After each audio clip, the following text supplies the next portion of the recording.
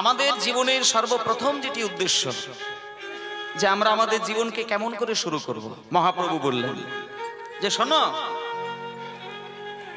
মানুষের সবথেকে বড় সমস্যা হলো মানুষ অতীতকাল আর ভবিষ্যৎকাল আর এই রয়েছে বর্তমানকাল, এই তিনটে কালের মধ্যে নিজেকে বেশিরভাগ সময় হয় আমরা স্মৃতিতে বিচরণ করে বেড়াই আর নচেত ভবিষ্যতে বিচরণ করে বেড়াই, কিন্তু বর্তমানের দিকে আমাদের সবকিছু দিয়ে দেখার সময় হয় না। আর সেই জন্য মানুষ ধর্ম পালনের দিক থেকে খুব ভুল করে ফেলেন। আমরা ধর্ম পালন করতে পারি না, কিন্তু পশু পাখি কীট পতঙ্গ এরা কিন্তু সবাই ধর্ম পালন করেন। মানুষ মনোমুখী, মনের মর্যাদা বেশি দেয়, ধর্মের মর্যাদা দিতে জানেন না। কিন্তু একটা পশু পাখি কিন্তু ধর্মের মর্যাদা দেয়। মানুষ ধর্ম ভালোবাসেন কিন্তু ধর্ম মানেন না, ধর্ম বোঝেন না, ধর্ম চেনেন না। কিন্তু পশুদেরকে বোঝাতে লাগে না, পশু ধর্ম পালন করেই সারা জীবন কাটায়। মুনি ঋষিগণ বললেন যে একটা পশু সে নিজের খাদ্য ছাড়া, একটা পশু নিজের খাদ্য ছাড়া অপরের খাদ্য গ্রহণ করেন না, কিন্তু মানুষ নিজের খাদ্যও খায় আর অপরের খাদ্যও টেনে খেয়ে নেয়। একটা গরুকে আপনি গরুর খাদ্য দিলে তবে খাবে, কিন্তু একটা সিংহের খাবার দিলে কিন্তু গরু খাবে না। কিন্তু একটা সিংহ সে আবার গরুর খাবার খাবে না। তাহলে এই যে পশু পাখি তার নিজের খাবার পেলে তবে খায়, নচেত পিপাসায় ক্ষুধায় আছাড় খেয়ে মৃত্যুবরণ করে। কিন্তু একমাত্র মানুষ যে নিজের খাবারও বুঝে খেতে জানে আর জগতে সকলের খাবার টেনে খেতে জানেন, এবং নিজের খাবার অপরের খাবার না পেলে মানুষ হয়ে মানুষের মাথা পর্যন্ত চিবিয়ে খেতে পারে, এ হলো একমাত্র সেই মানব সমাজ। মানুষ ধর্মের মর্যাদা দিতে জানেন না। গলা ভর্তি করে মালা সাজিয়ে সাজিয়ে সাজিয়ে সাজিয়ে বৈষ্ণবের আচরণ দেখিয়ে বেড়ালে তাকে বৈষ্ণব বলে প্রমাণ করা যাবে না। আমি গলা ভর্তি করে মালা নিয়েছি, জপের মালায় নাম করেছি, দাদুর সঙ্গে তিলক সভা করেছি, সুন্দর করে ধুতি পাঞ্জাবি পরেছি, কাউকে দেখতে পেলে হা কৃষ্ণ বলে কেঁদে বেড়ায়, কিন্তু আমি যে বৈষ্ণব এটা বাইরে থেকে দেখলেও অন্তরে তার বৈষ্ণবের চিহ্ন থাকে। তার সব থেকে বড় প্রমাণ আপনি দেবাদিদেব মহাদেবকে দেখুন। মায়েরা, কৈলাস পর্বতে দেবাদিদেব মহাদেব যিনি 12 জন, একটু আস্তে, 12 জন বৈষ্ণবদের মধ্যে তিনি শ্রেষ্ঠ বৈষ্ণব।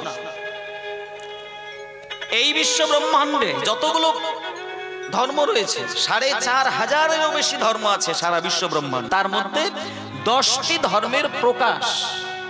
আর এই 10টি ধর্মের মধ্যে হিন্দু সনাতন ধর্ম সবার উপরে, এবং এটি প্রমাণ করেছেন সব থেকে জলজল করে যার কথা মনে পড়ে তিনি হলেন স্বামী বিবেকানন্দ।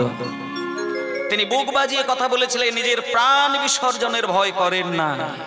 মাগো, স্বামী বিবেকানন্দ যখন চিকাগো ধর্ম সম্মেলনে বক্তব্য দেয়, সেইখানে নিজে 10টি ধর্মের মাঝখানে দাঁড়িয়ে থেকে কথা বলেছিলেন।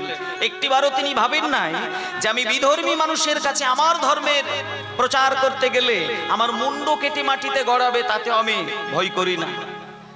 মা শারদা দেবীর চরণে প্রতিশ্রুতিবদ্ধ হয়েছিলেন। যেদিনকে স্বামীজির কানে একটা খবর এলো, স্বামীজির কানে খবর এলো যে আমেরিকায় ধর্ম সম্মেলন হবে, যত যত যত যত ধর্মের মানুষ আছে সবাইকে নিমন্ত্রণ দেওয়া হয়েছে, কিন্তু একটা ধর্মকে নিমন্ত্রণ দিলেন না, সেটি হলাম এই আমরা হিন্দু সনাতন ধর্ম।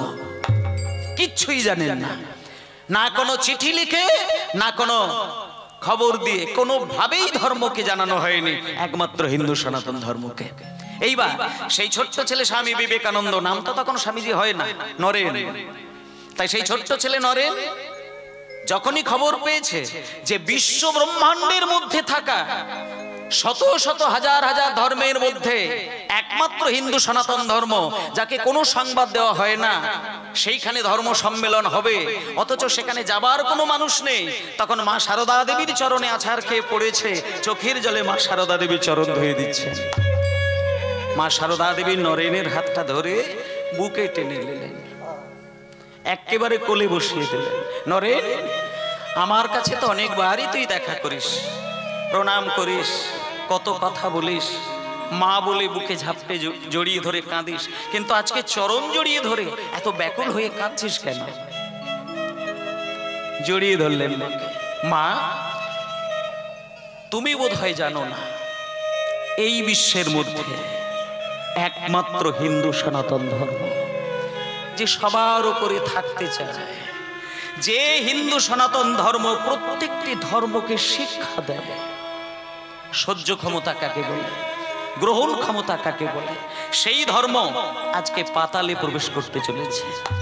মাগো, আমি খবর পেয়েছি আমেরিকার ওই চিকাগো ধর্ম সম্মেলনে প্রত্যেকটি ধর্মকে নিমন্ত্রণ দিয়েছে, কিন্তু হিন্দু সনাতন ধর্মকে কোনো নিমন্ত্রণ দেয় না। তাই মা, আমি তোমার চরণে একটা অনুমতি নিতে এসেছি। তুমি আমাকে মাথায় আশীর্বাদ দিয়ে অনুমতি দাও, আমি ওই ধর্ম সম্মেলনের বুকে দাঁড়িয়ে, ওই মঞ্চের ওপরে দাঁড়িয়ে এই হিন্দু সনাতন ধর্ম সম্পর্কে দুটি কথা বলতে চাই। আস্তে। সারদা দেবী কিচ্ছু বলে না, ছোট্ট ছেলে তো, কোলের বাচ্চা, দুধের শিশু। নরেনকে বুকের মাঝে জড়িয়ে ধরে মাথায় হাত বুলিয়ে দিয়ে বলছে, খোকা, আমেরিকা মুখে বলতে যতটা সোজা, যাওয়া কি ততটা সোজা? এই এতটুকু বাচ্চা ছেলে আমেরিকার মতন একটা বিদেশে তোর মতো ছেলে গিয়ে দুটো কথা বলবে, ছেলে মানুষই কথা, যেতে পারবে না। কাঁদতে শুরু করলো নরেন। মা, আমি তোমার কোলে বসে কথা দিচ্ছি, তোমার মতন মা যদি আমার মাথায় হাত দিয়ে আশীর্বাদ করে আর অনুমতি দেয়, আমি যেন তেন প্রকারে ওই ধর্ম সম্মেলনের মঞ্চে দাঁড়িয়ে কথা বলবোই বলবো। এইবার আপনাদের মতন আমাদের মতন মা বাবা তো সারদা দেবী নয়। সারদা দেবী নরেনের চোখের দিকে তাকিয়ে বুঝেছিলেন যে এই ছেলে পারবে সনাতন ধর্মকে টিকিয়ে রাখতে। আজকে সেই জন্য একটা কথা বলি, সনাতন ধর্ম, সনাতন যা সৃষ্টি, হিসাব করে কোনো সন তারিখ দিয়ে কোনো ইতিহাসের পাতায় লেখা নেই, কিন্তু আপনি প্রত্যেকটি ধর্মের সন তারিখ ইতিহাসের পাতায় লেখা পাবেন। আপনি খ্রিস্টান ধর্ম পরিষ্কার দেখতে পাবেন, বৌদ্ধ ধর্ম পরিষ্কার ইতিহাসের পাতায় দেখতে পাবেন, ইসলাম ধর্ম পরিষ্কার দেখতে পাবেন, কিন্তু সনাতন ধর্মের সৃষ্টির সন তারিখ কোথাও পাওয়া যাবে না। যা ছিল, আছে, থাকবে। আর এহেন সনাতন ধর্ম আজকে স্বামী বিবেকানন্দ বাঁচিয়ে দিয়েছিলেন। একটুখানি কথা বলি, যখন মা সারদা দেবীর অনুমতি নিয়ে নরেন ছুটছে, এর মাঝখানে অনেক ঘটনা ঘটেছে, অত কথা বলছি না। কত কত বাধা পার করে ইংরেজি ভাষায় আস্তে আমেরিকার মাটিতে দাঁড়িয়ে যখন মঞ্চে যাবে, এর মাঝখানে যে কঠিন পরিস্থিতি, ওই আমেরিকা মহান মহান ব্যক্তি তাদের সামনে দাঁড়িয়ে ওই বাচ্চা ছেলে নরেন ইংরেজি ভাষায় তর্ক চালিয়ে সেই তর্ক যুদ্ধে সবাইকে পরাজিত করে সরিয়ে দিয়ে মঞ্চের উপরে দাঁড়িয়েছিলেন। এইখানটা একটু বোঝার চেষ্টা করবেন। মানে আমেরিকার বুকে গিয়ে আমেরিকার জ্ঞানী মানুষদেরকে, ধর্মের ধ্বজাধারী মানুষদেরকে তর্ক যুদ্ধে হারিয়ে দিয়ে সেই ছেলেটা মঞ্চে দাঁড়িয়েছিলেন, এবং সেইখানে দাঁড়িয়ে তিনি সুন্দর করে কথা বলেছিলেন, I am proud to belong to A religion that has taught the world.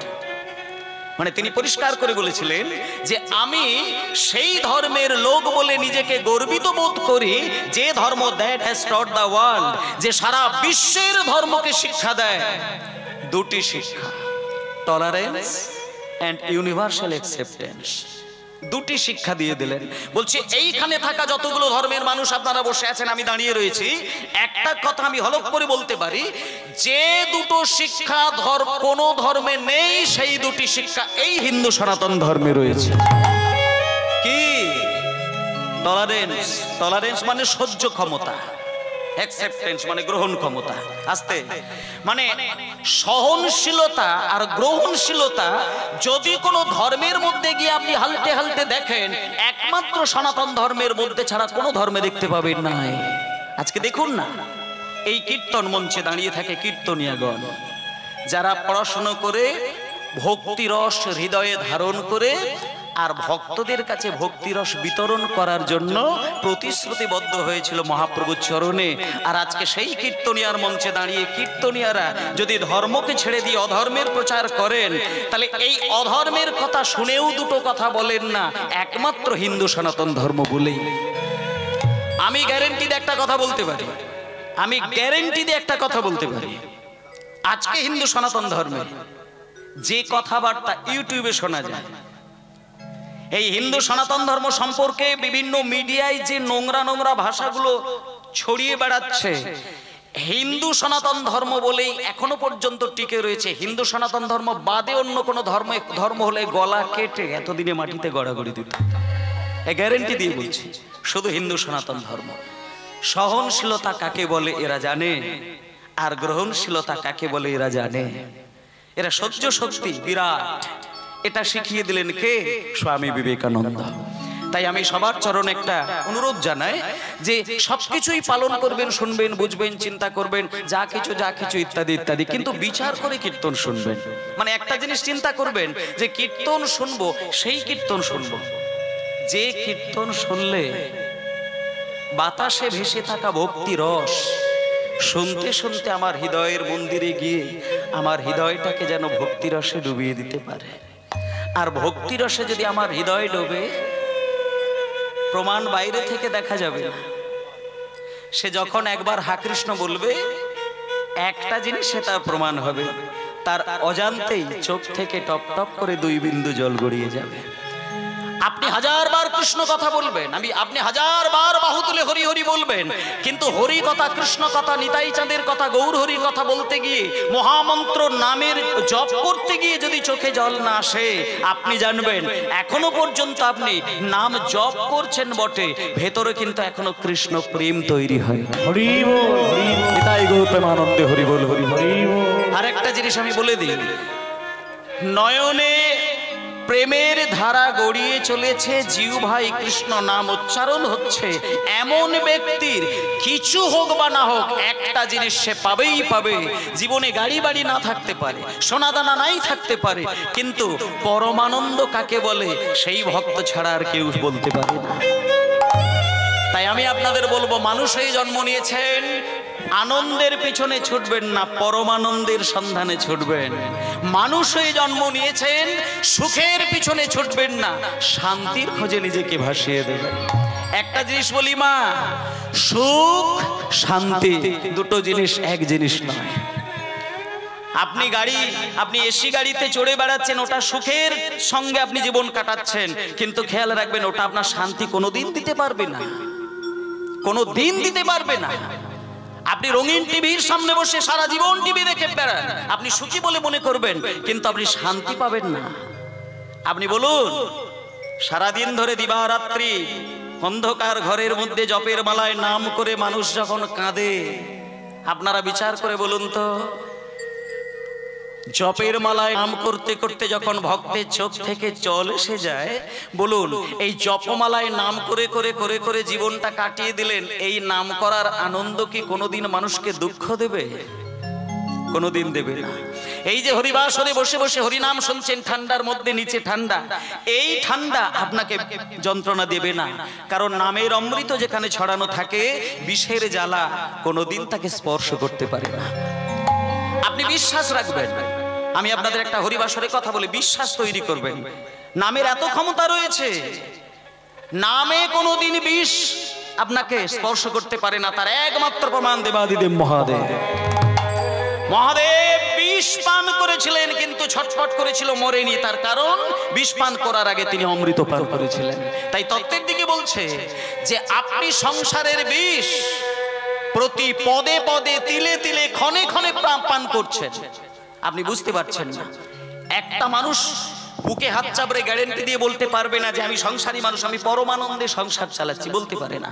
আপনি যাকে বেশি বেশি বেশি বেশি করে ভালোবেসে আপনার নিজস্ব সম্পদ দান করে দেবেন, আপনি খেয়াল করে দেখবেন সেই ব্যক্তিটি আপনাকে বেশি ব্যথা দেবে। এটা সংসারের বিধান। যাকে বেশি নিঃস্ব করে ভালোবাসবেন, কোনো না কোনো দিন এমন ব্যথা দেবে, সেই ব্যথাই আপনাকে মৃত্যুমুখী করে দেবে। কিন্তু আপনি যদি পরমেশ্বর ভগবানকে ভালোবাসেন, আপনাকে পরমানন্দময় সাগরে আপনাকে ভাসিয়ে রাখবে। তাই জন্য তো মুনি ঋষিগণ বলছেন যে তোমরা হরিনাম করবে, কৃষ্ণ নাম করবে, নিতাই গৌরের নাম করবে, তার মধ্য দিয়ে সংসার করবে, কোনোদিন তোমাদের প্রাণ যাবে না। সংসারী মানুষ তখনই সুখের হয়, সংসারী মানুষ তখনই শান্তিতে বিচরণ করে সংসারের প্রতিটা কর্মের মাঝখানে যে কৃষ্ণময় জগৎ দেখে আর কৃষ্ণকে সামনে রাখেন। পাণ্ডব আর কৌরবদের যুদ্ধটা আপনারা ভালো করেই জানেন। পাণ্ডব জিতেছিলেন, কৌরব হেরেছিলেন। পাণ্ডবদের কিচ্ছু ছিল না, কৌরবদের দুর্ধর্ষ বল ছিল, যন্ত্র ছিল, অস্ত্র ছিল, তবুও তারা হেরে গেলেন। কেন না? তারা কৃষ্ণকে সামনে পিছনে পাশে কোথাও রাখে না, কিন্তু পাণ্ডবরা সবার আগে কৃষ্ণকে রেখে দিয়েছে। তাই এই সংসার হচ্ছে একটা যুদ্ধক্ষেত্র, এখানে আমরা সবাই পাণ্ডব। কিন্তু একটা কথা বলি, কৌরব হয়ে যদি আপনি কৃষ্ণ বিদ্বেষী হয়ে ওঠেন তাহলে সংসারেই আপনি মরবেন, শান্তি আপনি পাবেন না। তাই মাগো একটা কথা বলি, হরিনাম শুনছেন মানে জানবেন আমি একটা গান আসতে গান শুনবো, লীলা শুনবো, পালা শুনবো, একটু ভালো লাগা মন্দ লাগা এইসব বিচার করে আগামীকাল কীর্তন শুনবো। আমি এটা বলছি না, ওইভাবে কীর্তন শুনবেন না। কীর্তন আমার শুধু নয়, যে কোনো কীর্তনই আর কীর্তন শুনতে বসলে সর্বপ্রথম যেটি আপনাদের বলি, সংসার মানুষ তো আমরা, সংসারী ছন্দটা মনে বারবার ধাক্কা দেয়। যে যে ব্যবসা করে কীর্তন বাসরে 3 ঘন্টার মাঝখানে দেখবেন হঠাৎ করে একবার সেই ব্যবসার কথা মনে পড়ে। যে যে কর্ম করে সেই কর্মটা তাকে বাধা দিতে পারে, কিন্তু যখন আপনি হরিবাসরে বসবেন আপনার দায়িত্ব হচ্ছে একটুখানি ভগবানকে স্মরণ নিয়ে ওই আসনটা প্রণাম করে গ্রহণ করবেন। এই যে আপনারা এখন আসনটি গ্রহণ করেছেন, এখানে যদি আপনি হাতটা ঘষেন না, হাতটা যদি বুলিয়ে নেন, দেখবেন গোটা হাতে আপনার ধুলো লেগে যাবে। কিন্তু তাই বলে ধুলোটা ঝেড়ে দিলেন, ওটি নয়। এখানে একটা মানুষও যদি পরম বৈষ্ণব হতে পারে, সেই একটা মানুষের একটি পদধূলির কোণা সারা আসরটা পবিত্র হয়ে যাবে। আর সেই পবিত্র আসরে পবিত্র চরণের ধুলির কণা যদি একবার মস্তক স্পর্শ করে, তাহলে জানবেন আপনি পরম বৈষ্ণবের কৃপা পেয়ে গেলেন। নিতাই গৌর প্রেমানন্দে হরি হরি বল। আর সেই জন্যই বৈষ্ণবগণ বাতাসা ছড়ানোর প্রচার করেছেন, যে তোমাকে যদি বলি তুমি পদধূলিতে স্নান করো, তুমি তোমার পদধূলিকে নোংরা মনে করবে। তুমি মনে করবে নতুন কাপড় পরেছি, নোংরা ঘাঁটবো না। তাহলে তুমি কলিযুগের মানুষ, তুমি নিজেকে সেজে গুজে বেড়াতে ভালোবাসো। কিন্তু যদি তোমাকে বলা হয় যে বাতাসা ছড়িয়ে দেবো, বাতাসা কুড়িয়ে খাবে, সেটা তুমি পারবে।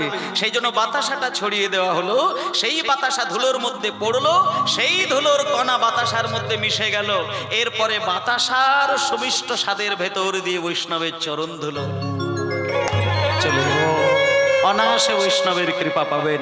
তাহলে এত বড় দয়াময় বৈষ্ণব সমাজ, সেই বৈষ্ণব সমাজের নিন্দা যিনি করবেন আর সেই বৈষ্ণব সমাজের নিন্দা যিনি শুনবেন, নরকেও তার ঠাঁই হবে না। আমি আপনাদের একটা কথা বলবো, আপনারা প্রতিশ্রুতিবদ্ধ হবেন যে বৈষ্ণব নিন্দা, গুরু নিন্দা, ভগবানের নিন্দা যদি আমি শুনি, আমি নরকেও ঠাঁই পাবো না, আমি বাবা মায়ের সম্মান বজায় রাখতে পারবো না। এটি খেয়াল রাখবেন। এই জগতে, এই কলিযুগে পরম পিতা ভগবান শ্রীকৃষ্ণ আর রাধারানীর মিলিত তনু শ্রীকৃষ্ণ চৈতন্য মহাপ্রভু। নিতাই গৌর প্রেমানন্দে হরি বল হরি বল হরি বল। ভক্তমণ্ডলী মায়েরা, আজকে আমরা সেই মহাপ্রভুকে স্মরণ নেব প্রভাতকালের সেই দিন।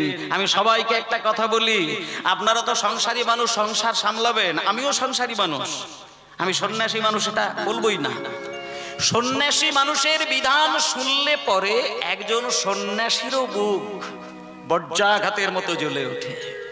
এটা বলি, শুধু বাইরে থেকে একটা সুন্দর করে শিখা রেখে দিয়েছে, হাতে জপমালা নিয়েছে, হরি বলতে গিয়ে নয়নে জল ভাসায়, কিন্তু সন্ন্যাসীর মানে বুঝে না। একমাত্র মহাপ্রভুকে দেখে নিন না, সন্ন্যাসী কাকে বলে। সুন্দরী স্ত্রী বিষ্ণুপ্রিয়া দেবীকে ত্যাগ করেছিলেন, একটি 12 বিষ্ণুপ্রিয়ার কথা ভাবেনি, চলে গেলেন। সচিমা বৌমার কান্না সহ্য করতে পারে না, বৌমার মাথায় হাত বুলিয়ে বৌমাকে সান্ত্বনা দেবার জন্য সচিমা বলেছিল, বৌমা কেঁদো না, তুমি একটা কাজ করো, নিমায়ের জন্য এত ব্যাকুল হয়ে কাঁদছো তো, তুমি বরং একটা কাজ করো, নিমায়ের সেবা করলে যদি তুমি সুখী হতে পারো, আমি তোমায় একটা কথা বলি, তুমি নিজ হাতে ভালোবাসা দিয়ে চোখের জল মিশিয়ে তুমি একটা সুন্দর করে নরম কাঁথা তৈরি করে পাঠিয়ে দাও ভক্তদের হাতে নিমাইয়ের কাছে। নিমাই সেই কাঁথাটা যখন নিজের সেবায় লাগাবে, জানবে তুমি একাধারে নিমাইয়ের সেবা করছো। আস্তে নিমাই যখন সন্ন্যাসী হয়েছিল সেটা মাঘ মাস, এটা জানবেন মাঘ মাসে সন্ন্যাস ধর্ম গ্রহণ করেছিলেন, ঠান্ডার দিনে। তাই জন্য সচিমা বলেছিল একটা কাঁথা তৈরি করো।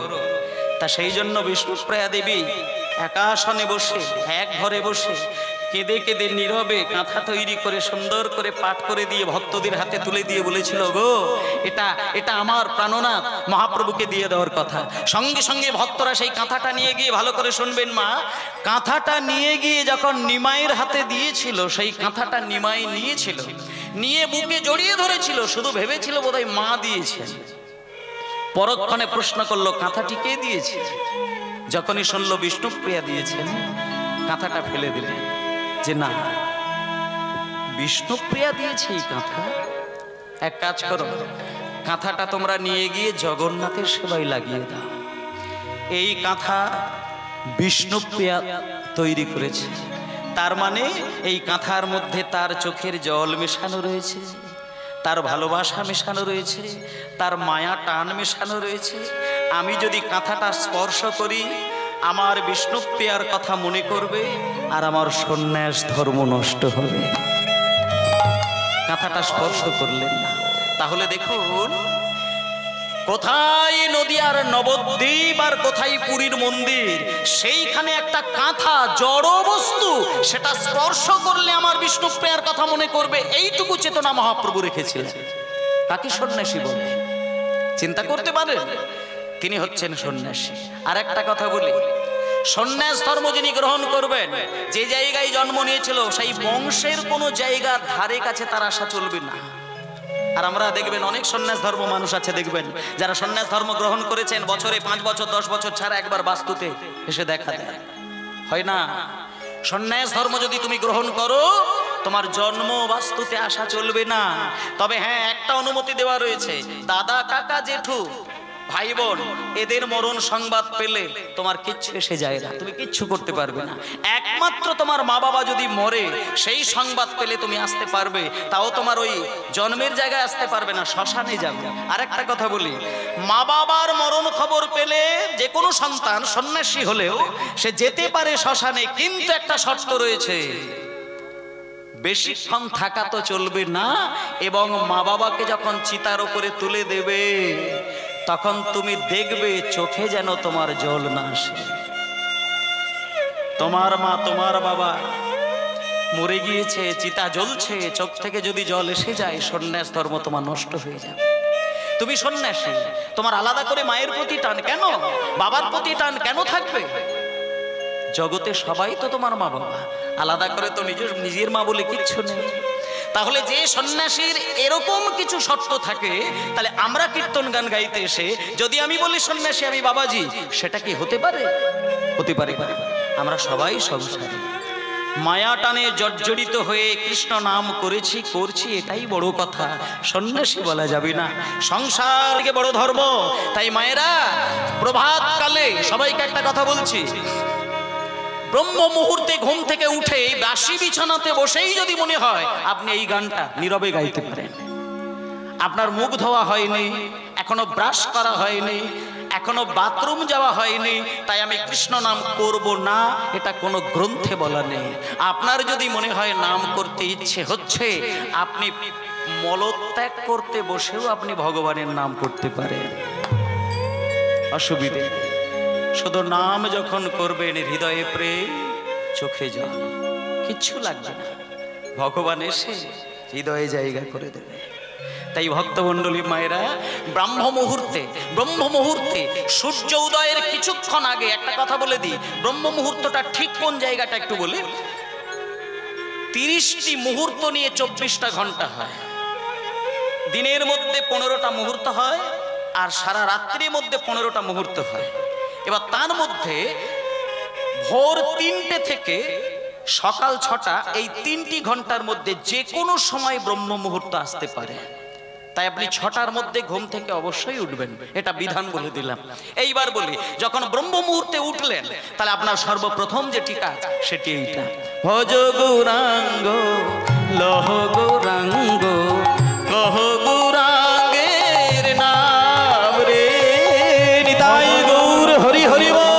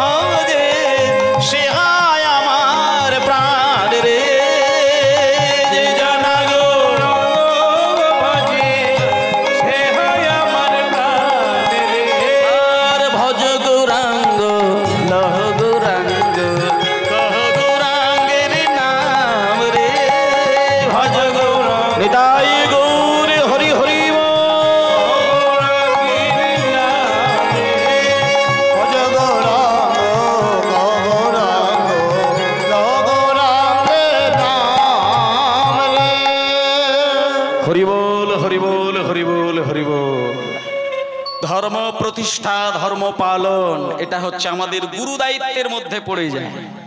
ভক্তমণ্ডলী মাগো, সেই জন্য একটা কথা বলি, ধর্ম পালন করাই হচ্ছে মানুষের সবার প্রথমের কর্ম। ধর্ম পালন করো। আর ধর্ম মানে কি? ধর্ম মানে পয়সা থাকলে মোটা মোটা গ্রন্থ কিনে আলমারিতে সাজানো। ধর্ম মানে উঠোনের মাঝখানে একটা সুন্দর করে মন্দির। ধর্ম মানে 10 লক্ষ টাকা দিয়ে মন্দির। ধর্ম মানে হরিনাম করা, হরিনাম শোনা, এটি নয়। ঠিক ধর্ম কথার অর্থ হলো সৎ এবং সামাজিকতা। মানে মানুষের একটি পরিচয় রয়েছে, যেমন আগুন। আগুনের যদি পুড়িয়ে দেওয়ার ক্ষমতা না থাকে, আগুনকে কেউ সম্মান দেবে না। জল যদি ভিজিয়ে দিতে না পারে, সেই জলের কোনো মূল্য থাকে না। তেমনি মানুষের যদি মনুষ্যত্ব না থাকে, সেই মানুষেরও কোনো মূল্য থাকে না। তাই মানুষের সবার প্রথমে যেটি থাকার দরকার সেটা হচ্ছে মনুষ্যত্ব। আর মনুষ্যত্ব থাকলে তবে তার ভদ্রতা আসবে। ভদ্রতা যদি আসে তবে তার হৃদয়ে ভক্তি জাগবে। ভক্তি যদি আসে তবে তার হৃদয় থেকে গোপী ভাব জাগবে। গোপী ভাব যদি জাগে তবে রাধা কৃষ্ণ সেবার অধিকারী তৈরি হবে। এই এতগুলো স্টেপের ব্যাপার। দম করে হা কৃষ্ণ বললাম মানেই আমি ভক্ত হয়ে গেলাম, এটি কোথাও লেখা নেই বাবা। আমি মন্দির তৈরি করেছি, ভালো কথা, কিন্তু পাশের বাড়ির লোকটা আগুন ধরে গিয়ে সবাই কান্নাকাটি করে মরেই গেল, পুড়েই গেল। রাস্তায় মাতাল ছিল, শুনতে পেয়ে সে গিয়ে টলতে টলতে বালতি থেকে জল তুলে নিয়ে কোনোভাবে তাদেরকে উদ্ধার করলো। আর আমি মন্দিরে সেবা দিচ্ছিলাম বলে, মন্দিরে আরতি করছিলাম বলে, মন্দিরে জপমালায় নাম করতে বসেছিলাম বলে আমি এখনো খোঁজ নিয়ে জানতেই চাইলাম না যে বাড়িটা পুড়ে গিয়েছিল তারা বেঁচে আছে কি মরে গিয়েছে। একটা কথা বলি, মানুষ হয়ে মানুষের দুঃখে সুখে আমি ছুটে পারলাম না, ভগবান বলে কাঁদলাম, এটাকে ধর্ম পালন বলা যাবে না। আমি মানুষ, সবার প্রথম মানুষকে আমি কোলে জায়গা দেব। মহাপ্রভু কি করেছেন? মহাপ্রভু দেখিয়ে দিয়েছেন যে তুমি সম্মান দেবে মানুষকে। বিবেকানন্দও তো বলেছেন, রামকৃষ্ণ দেবও তো বলেছেন, মানুষই মানুষকে সম্মান দাও, মানুষকে ভালোবাসো, জোর করে ভগবানকে ডাকতে হবে না, ভগবান তোমাকে অনায়াসে একদিন ডেকে নিজের চরণে স্থান দিয়ে দেবেন। এটাই বিধান। তাই জন্য মাগো, ভক্ত সাজার দরকার নেই, ভক্ত হয়ে যাবেন এই জন্মে না হয় পরের জন্মে। আলাদা করে তিলক সেবা করার দরকার নেই, তিলক সেবা আপনা আপনি এসে যাবে ঠিক সময় আসলে। নিজের মধ্যে সংস্কারের কাজটা চালিয়ে দিতে হবে। একটা কথা বলি, সংস্কার করতে হবে দিবানিশি, সব সময় নিজের উপরে প্রশ্ন থাকবে। প্রত্যেক দিন সকাল বেলায় নিজের হাতের তালুর দিকে আপনি 5টা মিনিট আপনি তাকিয়ে থাকবেন। একটা কথা বলি মা, হাত বাইরের লোককে দেখিয়ে নিজের ভাগ্য ফেরানোর দরকার নেই। কোনো জ্যোতিষীর কাছে গিয়ে হাত দেখিয়ে আপনার ভাগ্য যাচাই করা দরকার হবে না। একটা কথা বলি বাবা, আপনি প্রত্যেক দিন সকাল বেলায় আপনি পরিষ্কার হওয়ার পরে আপনি 5টা মিনিট নিজের হাত দুটোকে সুন্দর করে দেখবেন। দুটো হাতে সুন্দর করে চোখ মিলে আপনি হাতের রেখাগুলোকে দেখবেন, আর আপনি চিন্তা করবেন আজকে সারাটা দিন সকাল থেকে সন্ধ্যা পর্যন্ত আমি যে কর্মগুলো করব সেই কর্মের মধ্যে কটা মিথ্যে, কটা সত্য, কটা আমার স্বার্থ সিদ্ধি হয়, কটা অন্যের স্বার্থ সিদ্ধি হয়, কোনটা সৎ কোনটা অসৎ। এই চিন্তা করে যদি আমি বিচার করে দেখতে পারি যে আমি কোনো না কোনো ভুল করেছি, তাহলে ওই হাত আমার গালের ওপরে পড়বে। আর যদি বলি আমি ঠিক করেছি, বাইরের লোকের আশীর্বাদের দরকার নেই, আপনি নিজের কর্মগুণে নিজের হাত নিজে মাথায় রেখে নিজেকে আশীর্বাদ নিয়ে নিতে পারবেন। হরি বল, নিতাই গৌর প্রেমানন্দে হরি বল। আপনি ভুল করে যাবেন, গুরুকে বলবেন যে গুরুদেব আপনি আশীর্বাদ করে দিন, কিচ্ছু হবে না, কিচ্ছু হবে না। আশীর্বাদ নিতে হয় না, আপনি ঠিক পথে চলবেন, আশীর্বাদ বাতাসের মাধ্যম দিয়ে আপনার মাথায় এসে পড়বে। আপনি নিজে সঠিক কর্ম করে যান না, আপনার পরমানন্দকে আপনাকে ছিনিয়ে নিতে পারে দেখবেন। আপনি যদি সঠিক মাত্রায় বিচরণ করেন না, আপনার আনন্দ কেউ ছিনিয়ে নিতে পারবে না। আর আপনি যদি কোনো ভুল করে বেড়ান, আপনি জোর করে আনন্দের জায়গায় বসে থাকলেও আনন্দ সবাইকে স্পর্শ করবে, আপনাকে আনন্দ দিতে পারবে না। আনন্দ খুঁজতে লাগে কাদের? যারা অসৎ। আনন্দের জন্য নিজেকে ছুটতে হয় কাদের? যারা মিথ্যে কথা বলে। তা বলে কি মিথ্যে কথা বলি না? নিশ্চয়ই বলে। মা তো ছেলের কাছে মিথ্যে কথা বলে, অনেক মা আছে ছেলের কাছে মিথ্যে কথা বলে না। তা বলে কি মা মিথ্যেবাদী? না। মিথ্যে কথা দেবতারাও বলেছে, তা বলে কি মিথ্যেবাদী? না। যে মিথ্যা নিজেকেও পুষ্ট রাখে, আর যার উদ্দেশ্যে মিথ্যে কথা বলা তাকেও পরমানন্দে রাখতে জানে, সে মিথ্যায় কোনো অপরাধ হয় না। ছেলে যদি খেতে যায়, মা ফ্যানটুকু রেখে দিয়ে হাঁড়ির সমস্ত ভাত তুলে দিয়ে সন্তানকে বলে খা, তাতে করে সন্তান যদি প্রশ্ন করে মা তোমার ভাত আছে, মা কি বলে বলুন মায়েরা? আমার ভাত আছে। মিথ্যে বললো না সত্যি বললো, তাহলে মা তো সন্তানের কাছে মিথ্যে বলে। তাহলে কি মা মিথ্যেবাদী? মা সন্তানের কাছে মিথ্যে হয় সন্তানকে বড় করার জন্য।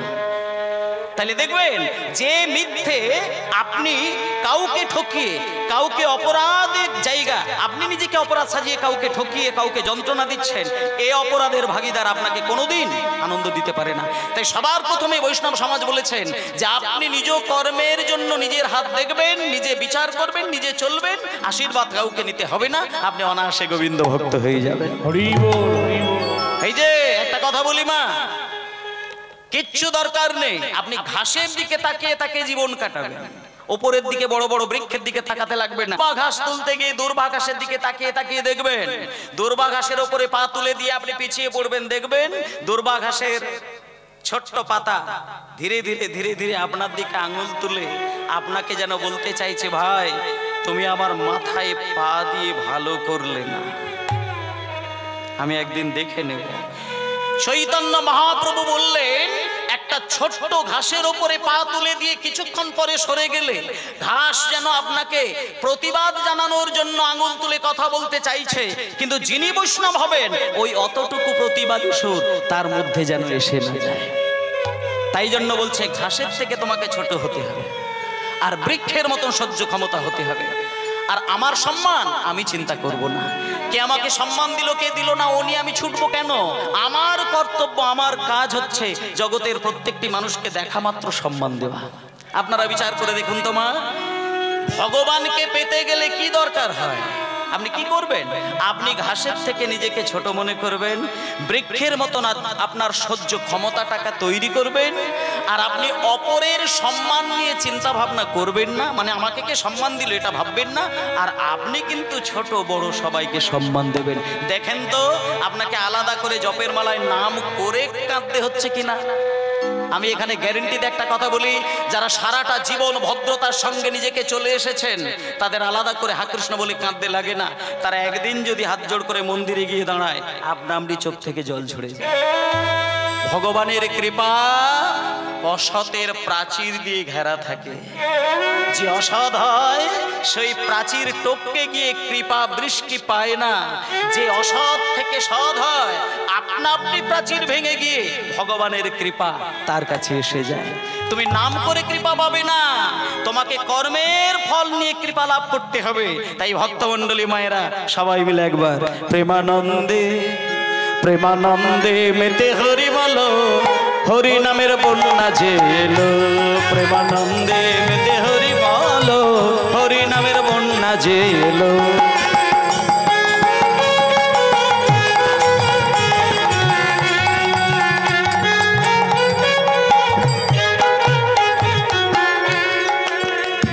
এমন বন্যা দেখি নাই, বন্যা দেখি নাই, এমন বন্যা দেখি নাই, এমন বন্যা দেখি না। আহা সুগনাতে তলায়। দাঁড়াও দাঁড়াও দাঁড়াও দাঁড়াও দাঁড়াও বাবা, একটুখানি ঘুরে যাও তো। হ্যাঁ, খোলটা দিয়ে দাও, খোলটা দিয়ে দাও। মায়েরা, আমি এই যে গানটা গাইবো, এই গানটা সবাইকে একটু অনুরোধ করব আমার সাথে সাথে দুটো লাইন গাইবার জন্য। মানে গান শোনার গাওয়া দুটো যদি একত্রে হয় না, মহাপ্রভুর কৃপাটা বেশি বেশি করে এসে যায়। মানে কান দিয়ে শোনা, জিহ্বায় উচ্চারণ করা, মনের ভেতরে অচৈতন্য বস্তুকে চৈতন্যময় করে তোলা, এটি যদি দায়িত্ব নিতে পারেন আর কিছুই দরকার লাগবে না। ভগবান তিনি তো উদার, তাকে আলাদা করে জোর করে টেনে টেনে ডেকে ডেকে কৃপা পেতে হয় না। ভগবানের মতন দয়াময় কি আছে? শুধু আপনি কর্ম করে যান, দেখবেন আপনি যদি 10 পায়ে গিয়ে যান, ভগবান 10,000 পায়ে গিয়ে এসে আপনাকে বাহু বাড়িয়ে আলিঙ্গন করবে। তাই চলুন, এমন বন্যা দেখি নাই, সুগনাতে তলায়, ডুবলো নদের পুরুষ নারী জাতের বিচার নাই। এমন বন্যা দেখি নাই, সুগনাতে তলায়, ডুবলো নদের পুরুষ নারী জাতের বিচার নাই। এমন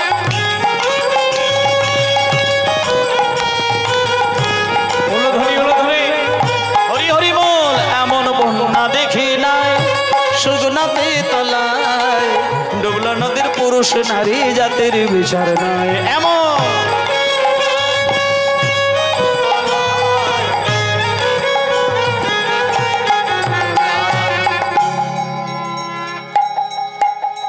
ঠাকুর হরিদাস। আচ্ছা ঠাকুর, দাঁড়াও দাঁড়াও বাবা, ঠিক আছে ঠিক আছে। হরিদাসের বাবার নাম কি জানেন আপনারা? হরিদাস ঠাকুরের হ্যালো গেন উঠছে। এখানে যারা মায়েরা, বাবারা, বোনেরা, ভাইরা সব রয়েছেন, সবাইকে একটা প্রশ্ন করি, হরিদাস ঠাকুরের বাবার নাম কি? তিনি কি হিন্দু বাড়িতে জন্ম নিয়েছিল না মুসলমান ঘরে জন্ম নিয়েছিলেন? একটুখানি এইখানটা আপনারা শুনে যান। হরিদাসের জন্ম নিয়ে বৈষ্ণব সমাজে অবশ্য দুটি কথা রয়েছে। কেউ বলছে তিনি মুসলমানের ঘরেই জন্ম নিয়েছিলেন, আবার মুসলমানের অন্যেই প্রতিপালিত হয়েছিলেন, আবার কেউ বলছে না তিনি ব্রাহ্মণের ঘরে জন্ম নিয়ে মুসলমানের অন্যে প্রতিপালিত হয়েছেন।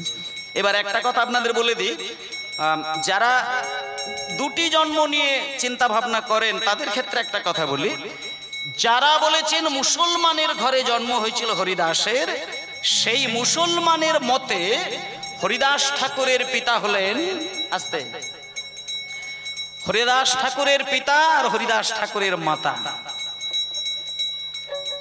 যখন মুসলমান ঘরে তিনি জন্ম নিলেন, হাবিউমুল্লাহ কাজী সেই ছোট্ট ছেলে হারেসকে, তখন তার নাম ছিল হারেস, তাকে নিয়ে ফতেমা বিবির কোলে তুলে দিলেন।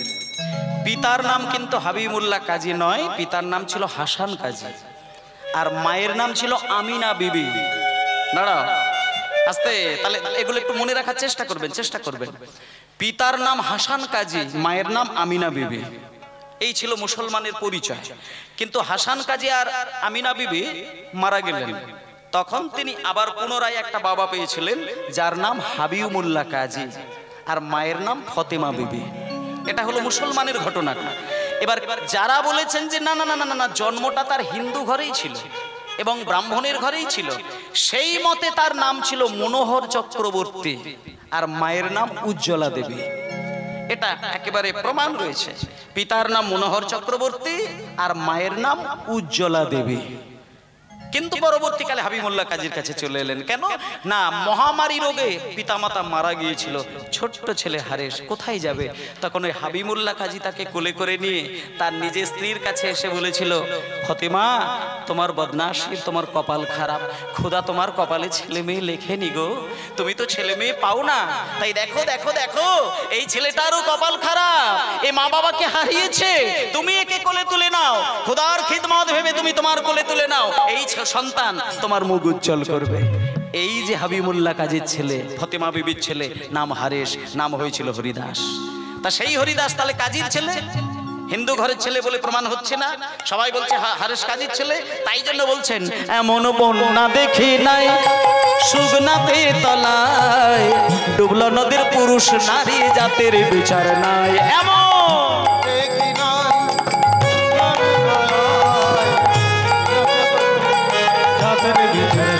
ঠাকুর হরিদাস, এই যে ঠাকুর হরিদাস সে কাজীর ছেলে, সেও বুঝি ডুবে গেল। হরিদাস সে কাজীর ছেলে, সেও বুঝি ডুবে গেল। হরিদাস আরে হরি নামের বন্যা যে এলো, প্রেমানন্দে মেতে হরি বলো, হরি নামের বন্যা যে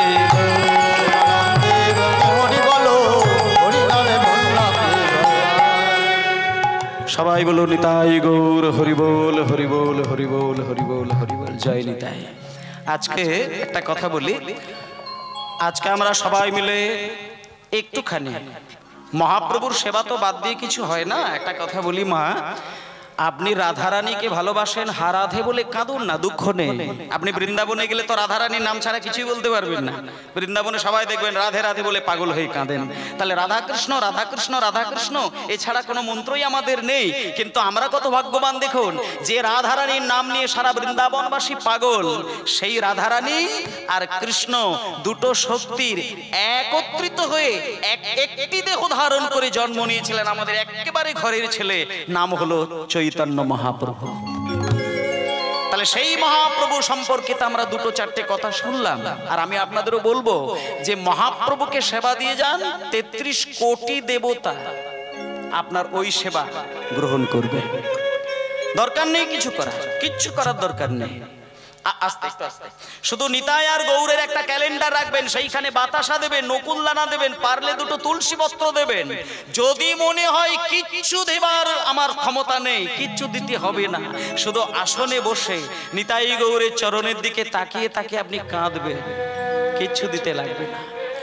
ভগবান কাঙালের হাতে খেতে বড় ভালোবাসে। একটা জিনিস বলি, আপনার যদি দামি দামি চাল ঘরে থাকে না, আপনি ভাববেন নাই যে আপনার দামি চাল দিয়ে হয়তো একটু পরমান্ন তৈরি করে দিলে বোধহয় ভগবান একটু বেশি খুশি হয়। না, একটা কথা বলি, আপনি দামি দামি চাল আর ডালের সেবা দিলেই যে ভগবান তাড়াতাড়ি এসে আপনার হাতে সেবা পাবে, এটা ভুল ধারণা, একেবারে ভুল ধারণা। যখন নদিয়ার নবদ্বীপে চৈতন্য মহাপ্রভুর বয়স তখন কত হবে? 12, 14, 15 বছর বয়স হবে।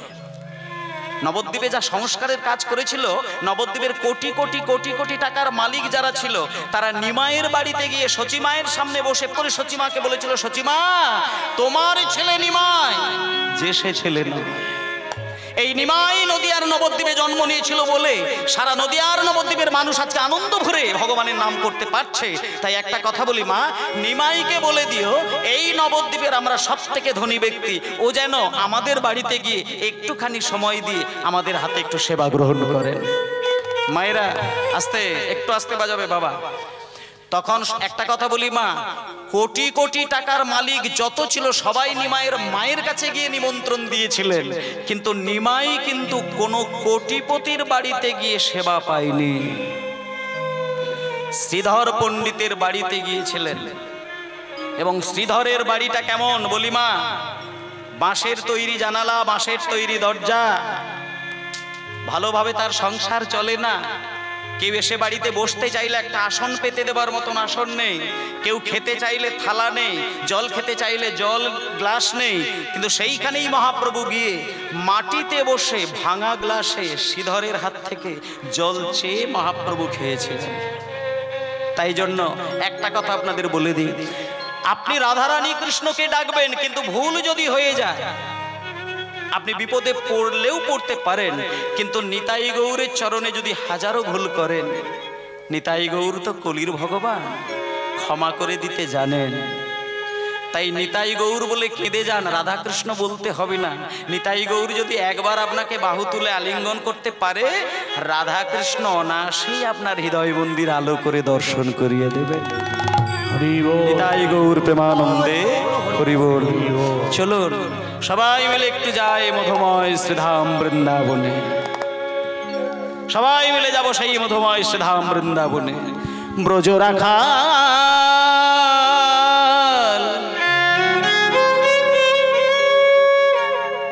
যমুনার কূলে,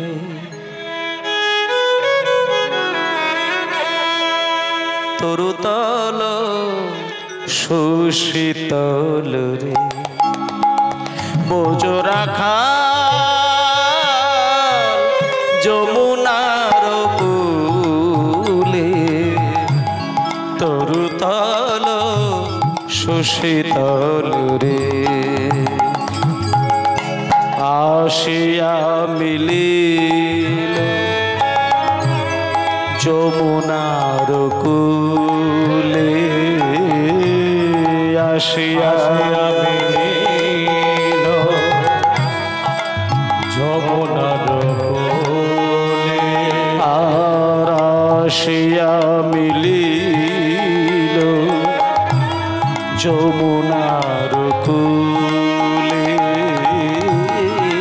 আসিয়া মিলিল যমুনার কোলে।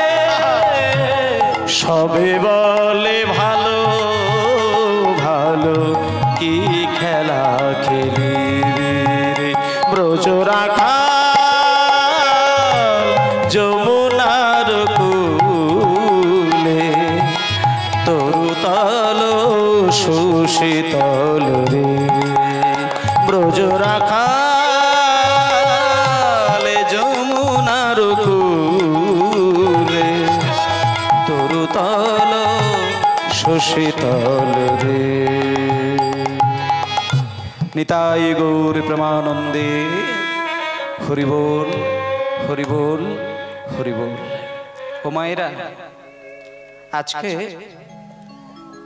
সবাই মিলে আমরা একটুখানি সেই নদিয়ার নবদ্বীপ ছেড়ে চলে এলাম মধুময় শ্রীধাম বৃন্দাবনে। এবার বৃন্দাবনে এসে একটা ঘটনা দেখব যে বৃন্দাবনে কৃষ্ণকে ঘিরে কত ভক্ত কাঁদেন, কত বৈষ্ণব কাঁদেন, কত গোপীরা কাঁদেন। আর সেই কৃষ্ণকে ভালোবাসার জন্য কত ছোট্ট ছোট্ট ছেলেরা গোঠের মাঝখানে খেলা খেলছেন। একটা কথা বলি মা, ভগবান কৃষ্ণের সাথে খেলা খেলছেন ছোট্ট ছেলে, তখন কত বয়স? 5 বছর। আপনাদের বাড়িতে যারা ছোট্ট ছোট্ট ছেলে মেয়ের মা বাবা আছেন তাদেরকে একটা কথা বলি মা, 5 বছর পর্যন্ত একটা ছেলের সাথে, বাচ্চা ছেলের সাথে আপনি যেমন খুশি আদর ভালোবাসা দেখাতে পারেন, কিন্তু 5 বছরের পরে যখন হয়ে যাবে সেই ছেলেকে যদি ক্রমশ আদর দেখান, সদাই আদর ভালোবাসা দেখান, আপনি কিন্তু সেই ছেলেকে মানুষ করতে পারবেন না। 5 বছরের পর থেকে 12 বছর থেকে 14 বছর পর্যন্ত একটা ছেলেকে শাসনের মধ্যে রাখতে হয় ছেলেকে মানুষ করার জন্য। আর 14 বছরের পরে ছেলে মেয়ের সঙ্গে মা বাবার বন্ধুত্ব সম্পর্ক রাখতে হয়। কিন্তু এইখানটা যদি আমাদের ভুল হয়ে যায়, ছেলে মেয়েকে মানুষ করা যায় না। একটা জিনিস খেয়াল করে দেখবেন, যে ছেলে মা বাবার মাথায় উপরে চড়ে বসেছে দেখবেন 5 থেকে 12-14 বছর পর্যন্ত আপনি শাসনটা চালিয়ে রাখতে পারেন না। আপনি ছেলে যখনই ভুল করেছে আপনি হেসে উড়িয়ে দিয়েছেন, পাড়ার লোক যখন ছেলে নিয়ে নালিশ করেছে আপনি তার উপরে ঝগড়া করেছেন, আপনার শাশুড়ি মা শ্বশুর মশাই যখন নাতি নাতনি নিয়ে বৌমাকে নালিশ করছে শ্বশুর শাশুড়ি মার সঙ্গে ঝগড়া লাগিয়ে দিয়েছেন, কিন্তু ছেলে মেয়েকে সুশিক্ষা দেননি। একটা কথা বলে দিই, 5 বছর পর্যন্ত যা করলেন এটা ওর ক্ষেত্রে ঠিক, কিন্তু 5-এর পর থেকে 12 থেকে 14 বছর আপনি ছেলে মেয়েকে পরিপূর্ণ শাসনের সঙ্গে রাখবেন, তা না হলে আপনি ছেলেকে আপনার দায়িত্বে রাখতে পারবেন না। এটা আপনারা ভুল করবেন না, এটা আপনি বলে যাচ্ছে আপনাদের, এটা পালন করে দেখবেন। এরপরে যখন 14 বছর হয়ে গেল, এইবার মা বাবার মতন আপন বন্ধু সন্তানের আর যেন কেউ না হতে পারে। 14 থেকে বেশ কিছু বছর মা বাবা সন্তানের সঙ্গে বন্ধুর মতন আচরণ করবে, দেখবেন সংসারে কত সুখ হবে।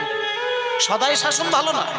আপনি যে ছেলে মেয়ের বয়স হয়ে গেছে 20 বছর 18 বছর 25 বছর, সেখানে আপনি বাবাগিরি দেখাবেন মাগিরি দেখাবেন, ওটি হবে না। আপনি ভাববেন না যে আপনি সন্তানের জন্ম দিয়েছেন, এটি বড় কথা নয়। আপনি গর্ভে ধরেছেন, আপনার মাধ্যম দিয়ে সন্তান জন্ম নিয়েছে, তা বলে যে সন্তানের সব দায়িত্ব আপনার আর আপনার সব কথা সন্তান শুনবে, এটা হতে পারে না। বিচার করার ক্ষমতা আপনাকেও রাখতে হবে। আপনি সবকিছু ছাড়িয়ে দিলে হবে না, চাপিয়ে দিলে হবে না, বুঝতে হবে সবকিছু। তা আজকে দেখুন, ছোট্ট ছেলে কৃষ্ণ 5টি বছর বয়স, 5 বছরের ছেলে কৃষ্ণ 5 বছর পেরিয়ে একটা দিন গড়িয়েছে কৃষ্ণে। ও মায়েরা, কৃষ্ণের বাবার নাম কি? আস্তে দাঁড়াও। কৃষ্ণের বাবার নাম বসুদেব না নন্দ মহারাজ? বসুদেব। আচ্ছা, যদি বসুদেবী হয় তাহলে একটা কথা বলি, বসুদেবের ছেলে কৃষ্ণ, তাহলে এইবার আপনি কোন গ্রন্থে কোন শাস্ত্রে আপনি দেখেছেন যে কৃষ্ণের নামের আগে বসুদেব নন্দন কৃষ্ণ লেখা রয়েছে? আমি এখন পর্যন্ত কোথাও দেখি না বসুদেব নন্দন কৃষ্ণ। সব জায়গায় যেখানেই লেখা থাকবে দেখবেন নন্দনন্দন কৃষ্ণ, কিন্তু তিনি বসুদেবের ছেলে। তাহলে লেখার সময় নন্দনন্দন কৃষ্ণ বলেছেন কেন? এখানে খুব গূঢ় তত্ত্ব রয়েছে মায়েরা, একটা জিনিস ভালো করে শুনবেন। বসুদেবের ছেলে কৃষ্ণ আর নন্দ মহারাজের ছেলে কৃষ্ণ। আপনারা দেখলেন কংসের কারাগারে একটা ছোট্ট ছেলে জন্ম নিয়েছে, যার বাবার নাম বসুদেব, মায়ের নাম দেবকী। ঠিক একই সময়ে নন্দ রাজার ভবনে মা যশোদা দেবী আরেকটা সন্তানকে প্রসব করেছিলেন, যেটি কন্যা সন্তান। আপনারা এই জায়গাটা বোঝেন না। একটা জিনিস বলি, ওই যে নন্দনন্দন কৃষ্ণ, হোমা কংসের কারাগারে জন্ম নিয়েছিল যিনি হচ্ছেন কৃষ্ণ, আর ওইদিকে নন্দরাজ আর ঘরে যশোদা দেবী যে কন্যাকে জন্ম দিয়েছিলেন, একটা মেয়েকে জন্ম দিয়েছিলেন, এটাও কিন্তু কৃষ্ণ। আমি যুক্তি দিয়ে বুঝিয়ে দিচ্ছি, শুনে যায়। ভগবান শ্রীকৃষ্ণ বৃন্দাবনে 2 জায়গায় একই সময়ে জন্মগ্রহণ করেছিলেন। একটা কৃষ্ণ হচ্ছে যদা যদা হি ধর্মস্য গ্লানির ভবতি ভারত অভ্যুত্থানং অধর্মস্য তদাত্মনম সৃজম্যহম। মানেটা কি না, ধর্মের মধ্যে যখন গ্লানি প্রবেশ করে, ধর্মের মধ্যে যখন সংস্কারের থেকে কুসংস্কার বেশি এসে যায়, ধর্ম যখন অধর্মের দ্বারা পরিপূর্ণ আক্রান্ত হয়, তখন আমি ছুটে এসে জন্মগ্রহণ করি। এই উদ্দেশ্যে যিনি জন্ম নিয়েছিলেন তিনি হচ্ছেন কংসের কারাগারের কৃষ্ণ। তার মানে বিষয়টা, দাঁড়াও দাঁড়াও দাঁড়াও, কথাগুলোকে একবারে হৃদয়ে পৌঁছাতে হবে। মানে সত্য যুগে নারায়ণ, ত্রেতা যুগে রামচন্দ্র, দাপরে কৃষ্ণ, এই যে 3টে যুগ পরম্পরায় কৃষ্ণ, এটা হচ্ছে ধর্ম পালন করার জন্য জন্ম নিয়েছে। আর একটা কৃষ্ণ যেটা ভক্তের প্রেম রক্ষা করার জন্য জন্ম নিয়েছিলেন। আপনারা একটা জিনিস জানেন মায়েরা, গীতায় একটা জায়গায় লেখা রয়েছে বৃন্দাবনং পরিত্যজং পাদমেগং মগস্বামী। বলছে কৃষ্ণ একেবারে নিজে বলে দিয়েছেন যে আমি গীতায় প্রতিশ্রুতিবদ্ধ হয়ে কথা দিলাম, আমি কোনো সময়, কোনো ক্ষণে, কোনো মুহূর্তেও আমি বৃন্দাবন ছেড়ে একটা সেকেন্ডের জন্য, একটা মুহূর্তের জন্য, কৃষ্ণ পরিষ্কার করে গীতায় লিখে দিয়েছেন। তাহলে মায়েরা, কৃষ্ণ যদি পরিষ্কার করে বলে দেয় যে আমি বৃন্দাবন ছেড়ে কোনোদিন যাই না, যাই না, চাই না। এইবার আপনারা বলুন তো, একটা কথা বলি, কৃষ্ণ বৃন্দাবন ছেড়ে যাবে না, এটা পরিষ্কার করে দিয়েছেন, আপনারাও বুঝে গেলেন। আচ্ছা বলুন, রাধারানীকে কাঁদিয়ে দিয়ে কৃষ্ণ দ্বারকা মথুরায় কি যায়নি? আপনারা জানেন তো, রাধারানীকে ঠকিয়েছিলেন, রাধারানীর কাছ থেকে অনুমতি নিয়েছিলেন, শুধু বলেছিল আমি যদি যেতে পারি কালই আসবো, তুমি আমাকে অনুমতি দাও। রাধারানী সরল মনে সাদাভাবে নিজের প্রেমের টানে, ভালোবাসার টানে নিজের হৃদয়ের প্রাণনাথকে বলে দিলেন, প্রাণনাথ তুমি কাল আসবে।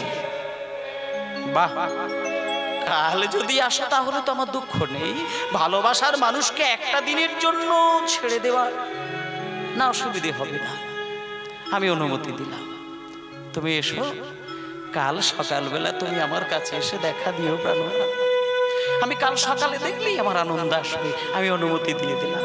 চলে গেল কৃষ্ণ, রাধারানীর দিকে কিছুক্ষণ তাকিয়ে রইলেন, কৃষ্ণ বিদায় নিলেন। যখন প্রাণের মানুষটা তার কাছ থেকে বিদায় নেয়, দেখবেন স্বাভাবিকভাবেই যতক্ষণ পর্যন্ত তাকে দেখা যায় ততক্ষণ তাকে ভালোবাসার দৃষ্টিতে দেখেন, তারপরে যতক্ষণে দেখা যায় না সবই দেবতার উপরে, ঈশ্বরের উপরে ছেড়ে দেয়, বাড়িতে চলে আসেন। যখন কোনো স্বামী বেরিয়ে যাচ্ছে, স্ত্রী দরজার সামনে দাঁড়িয়ে স্বামীর দিকে তাকিয়ে তাকিয়ে চোখ বন্ধ করে ঠাকুরকে তার শুভ কামনা জানায়, চলে যায়, দুর্গা দুর্গা বলে ভেতরে আসে। আজকে রাধারানী কৃষ্ণকে বিদায় দিয়ে দিলেন, কৃষ্ণ চলে গেলেন, ভাবলেন কালই তো এসে দেখা দেবে, অসুবিধা তো নাই। কিন্তু ওমা, রাধারানী কি আনন্দ, কৃষ্ণ চলে গিয়েছে, বিকেল গড়িয়ে সন্ধ্যা নামলো, বিছানায় শয়ন করেছে, মনে মনে চিন্তা করছে রাত্রির কেটে গেলে সকাল হবে, আমি কৃষ্ণকে দেখব। এই বলে সকালবেলা দরজার সামনে দাঁড়িয়েছে, কাঁদতে কাঁদতে বারবার চোখের জল মুছছে, এই বুঝি কৃষ্ণ এলো, এই বুঝি কৃষ্ণ এলো, এই বুঝি কৃষ্ণ এলো। সকাল গড়িয়ে দুপুর গড়িয়ে বিকেল গড়িয়ে সন্ধ্যা নামলো, কৃষ্ণ এলো না। পাগলের মতন রাধারানীর কান্না, কাঁদতে কাঁদতে দিন কেটে গেল, রাত হলো, রাত কেটে দিন হলো, দিন কেটে রাত হলো, রাত কেটে দিন হলো, একটা একটা করে দিন কাটতে কাটতে একটা মাস কেটে গেল, একটা একটা করে মাস কাটতে কাটতে একটা বছর কেটে গেল, একটা একটা করে বছর কাটতে কাটতে 10টা বছর কেটে গেল, 10টা করে বছর কাটতে কাটতে 88 বছর পার হয়ে গেল, কৃষ্ণ এলো না। তাহলে মায়েরা এবার বলুন তো, তাহলে কি কৃষ্ণ রাধারানীকে মিথ্যে কথা বলল? না, রাধারানীকে বলেছে তুমি অনুমতি দাও, কাল আসবো। রাধারানী অনুমতি দিলেন। শুধু কৃষ্ণ যদি বলতো যে আমি কাল আসবো না পরশু আসবো, তাহলে তো আসতো। সনাতন ধর্মের প্রত্যেকটা মানুষকে বলা রয়েছে কাল বলে কাউকে তুমি কথা দিও না, ওই কাল তোমার জীবনে কালচক্র ঘনিয়ে দেবে। রাধারানীর জীবনে কাল নেমে এলো, কৃষ্ণ এলো না। তাই ওমা, তাহলে এইবার বলুন, কৃষ্ণ বলছে আমি বৃন্দাবন ছেড়ে কোনোদিন কোথাও যাই না, তাহলে রাধারানীকে ছেড়ে দিয়ে চলে গেলেন 88 বছর ধরে, তাহলে কৃষ্ণ মিথ্যেবাদী হয়ে গেল না? এইখানে তো বোঝার বিষয়। বলছে দাঁড়াও, তুমি যে কৃষ্ণকে দেখলে রাধাকে কাঁদিয়ে বিগত বেশ কটা বছর চলে গেলেন, ওটা তো ধর্ম রক্ষার জন্য এসেছে, ও তো সত্য যুগের নারায়ণ, ও তো ত্রেতা যুগের রাম, ও তো দাপরে কৃষ্ণ। কিন্তু যশোদা দেবীর কোলে যে কন্যা জন্ম নিয়েছেন, বাইরে থেকে নারী মূর্তি, ভেতরে পরিপূর্ণ প্রেমিক কৃষ্ণ, যে সরাসরি গোলক থেকে নেমে এসে মা যশোদার গর্ভে জন্ম নিয়েছিলেন। গোলকেও রাধারানী রয়েছেন, গোলকেও কৃষ্ণ প্রেম ছিল, কিন্তু গোলকে চোখের জলটা ছিল না। রাধারানীকে কথা দিয়েছিল কৃষ্ণ গোলক ধামে যে রাধে আমি তোমাকে কথা দিলাম, কইছন রাধা প্রেমা, কইছন মাধুরীমা, কইছন সুখে তুহু ভোর, কইছন রাধা প্রেমা। রাধে তোমার প্রেমটা ঠিক কেমন? আমি চারিদিক থেকে বিচার করে, বিভিন্ন দিক থেকে চিন্তা করে, বিভিন্ন ভাবে জানতে চেয়েছি, তোমার প্রেমের সন্ধান পাই না। দেখুন মায়েরা, ভালোবাসার ব্যাখ্যা হয় না। আস্তে যখন কোনো মা সন্তানকে বিদায় দেয় কোনো কর্মের জন্য, একটা সপ্তাহ পরে সন্তান আসবে কথা দিয়ে মায়ের কাছ থেকে বিদায় নিল, মা এক সপ্তাহ পর্যন্ত মায়ের চোখে ঘুম থাকে, এক সপ্তাহ পেরিয়ে গেলে মা ছটফট করে, ঘুমাতে পারে না। ছেলে যদি এসে মাকে প্রশ্ন করে, মা 1 সপ্তাহের জায়গায় 10 সপ্তাহ কেটে গেছে, তুমি কাঁদার কি আছে? তুমি কি ভাবলে তোমার সন্তান মরে গিয়েছে? মা কোনো উত্তর দিতে পারে না, বাবা কোনো কিছু বোঝাতে পারে না, কারণ বাৎসল্য প্রেম কত মধুর, কত টানের, একমাত্র যতক্ষণ নিজের দেহ থেকে সন্তানের জন্ম না হবে ততক্ষণে বাৎসল্য প্রেম কাকে বলে তার বোঝা সম্ভব নয়। তা মায়েরা, আজকে যখন রাধারানীকে ভালোবেসেছে কৃষ্ণ, রাধারানীও ভালোবেসেছে কৃষ্ণকে, তখন রাধারানী চোখের দিকে তাকিয়ে গোলকধামে বলে দিয়েছিলেন, রাধে তোমার প্রেমটা কেমন? আমি হাজার দিক থেকে জানতে চেয়েছি, আমি বুঝতে পারি না। এটা হলো কৈছন রাধা প্রেমা। আর কৈছন মাধুরীমা, যে হে রাধে তুমি আমাকে ভালোবেসে পাগল হয়ে গিয়েছো কেন? না আমার মাধুর্যকে তুমি ভুলতে পারো না। তাহলে আমার মাধুর্যটা কেমন আমি তো নিজে বুঝতে পারলাম না, তাহলে আমার মাধুর্যটা কেমন আমি জানবো কোনো একটা কালে গিয়ে। কৈছন রাধা প্রেমা, কৈছন মাধুরীমা। এবার 3 নম্বরটা বলে দিই, কৈছন সুখে তুহু ভোর। এইটার মানেটা কি? খুব বিরহের জায়গা এগুলো। মায়েরা কাঁদতে জানবেন, প্রেম ঝরাতে জানবেন, হৃদয় ধুয়ে পরিষ্কার হয়ে যাবে। সারা বছরের সঞ্চিত জঞ্জাল এক বর্ষাতেই ধুয়ে পরিষ্কার করে দেয়, তেমনি সারা বছরের সারা জীবনের হৃদয়ের সঞ্চিত ময়লা এক ফোঁটা প্রেমের ধারাতেই হৃদয় পরিষ্কার করে দেয়। যদি তুমি সংসারে না পারো, মন্দিরের ভেতরে গিয়ে কাঁদবে। যদি মন্দিরে বসে কাঁদতে গিয়ে তোমার নাতি নাতনি পিছন থেকে ডেকে দেয়, হরিবাসরে বসে কাঁদবে, দুঃখ তো নেই। হরিবাসরে বসে যদি কাঁদতে না পারো, সাধুগুরু বৈষ্ণবদের কাছে গিয়ে হা বৈষ্ণব বলে কাঁদবে, শুধু চোখের জল। একটা কথা বলি মা, সন্তানের জন্য কেঁদে কেঁদে শুকিয়ে মরে যাবেন, কিন্তু কৃষ্ণের জন্য কেঁদে কেঁদে অমর হয়ে থাকবেন, মরবেন না। এই জন্য কথা বলি, কৈছন রাধা প্রেমা, কৈছন মাধুরীমা, কৈছন সুখে তুহু ভোর। এইখানে বলেছেন যে রাধে 3 নম্বর পয়েন্টটা, কৈছন সুখে তুহু ভোর।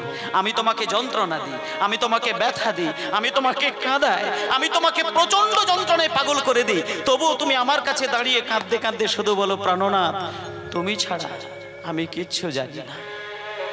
আমি তোমার থেকে বেশি ভালো দেখতে, তোমার থেকে বেশি সুন্দর দেখতে কামদেবতাকে আমার চোখের সামনে দেখেছি, কিন্তু তার রূপে আমার মন এতটুকু টলে না। আমি তোমার দিকে তাকিয়ে শুধু কাঁদি। তাহলে এই যে তুমি কামদেবতাকে দেখার সত্ত্বেও তুমি আমাকে ভালোবেসেছো, তুমি ইন্দ্রকে দেখার সত্ত্বেও তুমি ভালোবেসেছো, তুমি বরুণকে দেখেও তুমি আমাকে ভুলতে পারোনি। এই যে তোমার প্রেম আমাকে ভালোবেসে কি সুখ অনুভব করো, কি সুখে তুমি পাগল হয়ে থাকো, কি সুখে তুমি বিভোর হয়ে থাকো, এটা আমার দেখা হলো না। এটা দেখার জন্য আমি কোনো সময় আমি যাব বৃন্দাবনে। তাহলে মায়েরা, এই যে রাধার সঙ্গে তার একটা চুক্তি, তার সঙ্গে পরামর্শ, যে কথা, এটা দেখানোর জন্য সরাসরি গোলক থেকে কৃষ্ণ যশোদার গর্ভে জন্ম নিয়েছিলেন। কেন না, আমি যাব রাধারানীর প্রেম দেখার জন্য। আমি যদি কৃষ্ণ রাধারানী বুঝতে পারে, তাহলে রাধার অন্তরের খবরটা আমার জানা হবে না। আমি লুকিয়ে লুকিয়ে যাব, লুকিয়ে লুকিয়ে দেখব, আবার আমি বিদায় নেব। তাই মাগো একটা কথা বলি, যখন কংসের কারাগারে ছোট্ট কৃষ্ণকে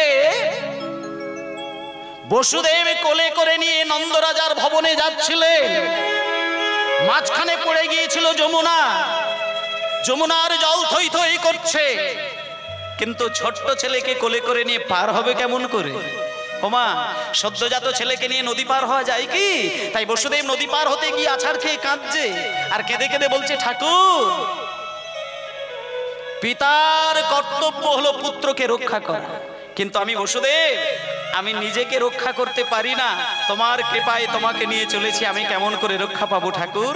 এবার আপনারা এই সব ঘটনাগুলো জানেন। একটা শিগালিনী রূপ ধারণ করে যমুনায় ঝাঁপ দিয়েছিল, তখন পিছনে পিছনে বসুদেব যাচ্ছিলেন। এবার যখন ওই পারে গিয়েছিল, ও মায়েরা, যখন বসুদেব কৃষ্ণকে লুকিয়ে লুকিয়ে কংসের আড়াল করে যশোদার কোলের কাছে গিয়ে শুইয়ে দিয়েছিলেন, তখন যশোদার কোলের যে ছোট্ট কন্যা সন্তান আর বসুদেবের কোলের যে কৃষ্ণ, এই দুটো প্রাণ যখন একসঙ্গে একত্রিত হয়ে গেল, লোকে দেখলো সন্তান ওপরে গিয়ে বিলীন হয়ে গেল, কিন্তু না, অন্তরে কিন্তু